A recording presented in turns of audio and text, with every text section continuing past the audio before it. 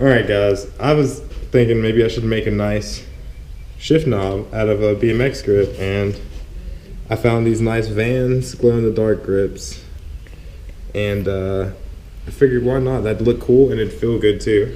So I picked up this 1/2-inch pipe from Home Depot. It was like $10 for, I think it was 24 inches of it, and I'm just gonna cut it down. I'm gonna drill a couple holes and weld a nut into the center of it. Grind that down, slide the grip on, there you go.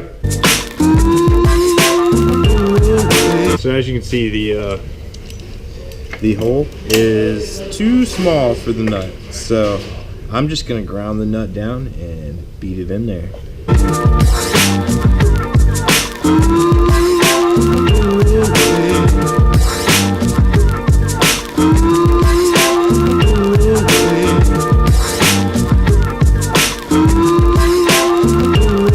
Alright, so pretty much with that, you set the nut all the way down on that, and this is pressed against the bottom of the shifter. So that's where I need to drill my holes and make my welds. I probably make a line, I'll make 2 welds, and that should be pretty good for holding just a nut there.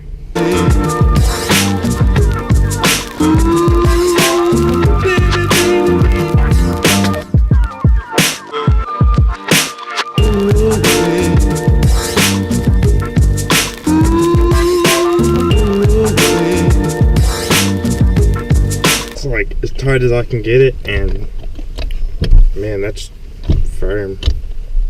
Man, that's awesome. So I'm gonna take the thing off, throw some just black paint on it just to keep the rust at bay, and slide my grip on there when it dries.